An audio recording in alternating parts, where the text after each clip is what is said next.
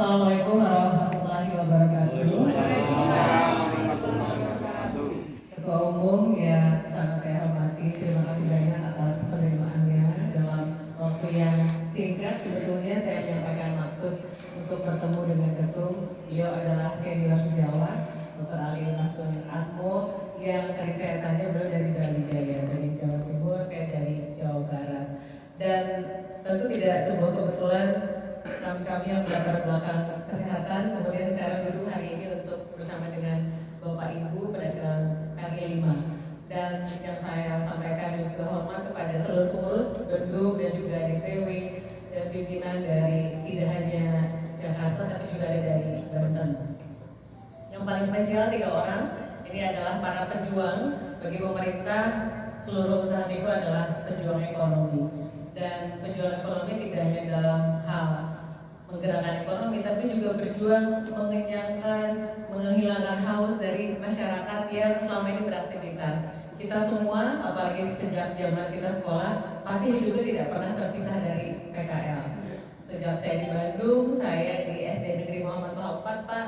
Kalau di SD Negeri apalagi ya, wah jajanannya semua belum ada kantin, Pak. Tahun 80-an, semua mau jajan cilok, kalau di Bandung dia jajan cilok, cireng, batagor. Kemudian SMP juga sama, dan bahkan saya punya pengalaman dengan PKL tuh, sekadar sharing Pak Ketua Umum. Dulu tuh ada sekolah pagi dan siang. Kalau zaman Orde Baru begitu ya Pak ya? SMP ada pagi ada siang. Nah, kalau sekolah siang di SMP Negeri 3 Bandung, saya tuh suka kecepatan kadang-kadang. Kalau kecepatan bingung ngapain, duduk sama tukang buah. Nah, terus saya bilang, Mang, pakai bahasa Sunda, Mang, itu naham nih.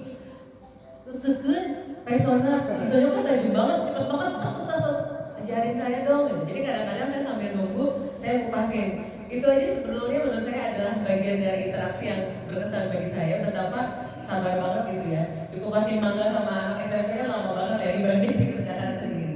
Kemudian kadang-kadang saya suka penasaran sama tukang batagor atau bakso tahu, bantuin motongin, dan rata-rata pedagang kaki lima itu bisa bergenerasi-generasi. Kalau betul tidak ya? Saya generasi pertama, melanjutkan generasi kedua, dan seterusnya. Tetapi saya bangga, seringkali malah lebih berdaya. Anaknya misalnya, bapaknya mungkin belum sekolah yang sampai sarjana, tapi anaknya sarjana. Atau anaknya, orang tuanya SMP, anaknya minimal SMA. Jadi sebetulnya bagi pemerintah bukan hanya soal ekonomi, tapi juga meningkatkan sumber daya manusia. Karena anak-anaknya juga makin semangat untuk berpendidikan. Nah, saya kesini, Bapak Ibu betul ingin lebih mendengar dari Bapak Ibu sekalian soal beberapa hal. Di antaranya terkait dengan rencana penataan LPG 3 kg. LPG ini kan LPG bersubsidi. Kalau bersubsidi artinya harganya misalnya seharusnya 10, jadi dibeli harganya 5. 5-nya dibayarkan oleh pemerintah.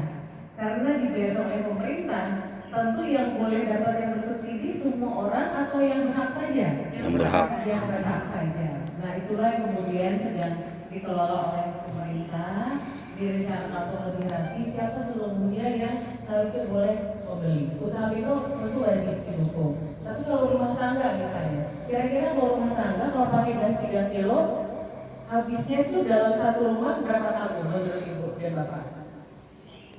Kira-kira kalau pakai gas 3 kilo? 1 bulan 2 kali. Berarti kira-kira 2-3 gitu ya. Nah, kalau misalnya ada sebuah rumah tangga yang belinya sampai 15 tabung, itu kira-kira buat rumah atau bukan? Bukan. Jadi dalam data yang dimiliki pemerintah, alhamdulillah masyarakat ini sebetulnya sebagian besar tertib, betul. Jadi rumah tangga misalnya, rata-rata pembeliannya di bawah 5, kalau benar-benar rumah tangga. Tapi kalau yang pembeliannya di atas 8 misalnya, oh ternyata mobilnya sudah 4, tapi masih pakai gas melon, kira-kira pantas nggak Bapak Ibu? Nah, itu yang kemudian perlu dilihat kembali oleh pemerintah. Siapa sebetulnya yang berhak betul-betul tepat sasaran? Jadi subsidi ini bukan untuk semua orang, tapi untuk yang paling berhak mendapatkannya. Dan tadi disampaikan oleh Ketum juga, tidak hanya soal siapa, tapi berapa jumlahnya. Kemudian berapa harganya? Saya sedikit bercerita bahwa pernah survei ibu bapak, makanya saya pengen memastikan ini surveinya berubah nggak gitu katanya. Tahun 2023 lembaga ITB, LAPI ITB itu melakukan survei terhadap rumah tangga dan juga usaha mikro. Nah, rumah tangga itu betul ternyata dari hampir 3.000 responden rata-rata pakainya 3 sampai 4 tabung. Tapi kalau usaha mikro rata-rata 15 per bulan. Ya, saya mau tanya, Bapak siapa dulu ya? Ada teleponnya boleh video Mbak biar saya tanya cepat, maaf ya. Di sini aja Mbak biar silakan. Oke, boleh. Nah. Biar koleganya bisa dulu. Iya dong. Aduh, ini mah kesukaan saya karena Michael Jordan. Bapak biasanya sehari, saya sebelum nanya sehari biasanya habis berapa biji atau berapa kilo habis tepungnya? Kira-kira yang 6 kilo. 6 kilo. 6 kilo itu berarti belum termasuk belanja tahu tempenya gitu ya? Oke. Tempenya biasanya berapa apa namanya batang atau potong gitu? Ya, kira-kira 4. 4. Batang. Jualan dari jam berapa? Dari jam 6 pagi sampai jam? sampai jam 6 lah, cuma jam 6. Tapi habis tuh biasanya. Ya, kadang-kadang habis, kadang-kadang enggak. Kadang-kadang.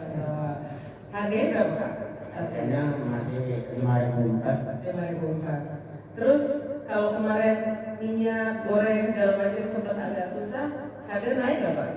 Iya, itu Dijualnya naik kan? masih biasa. Masih sama aja.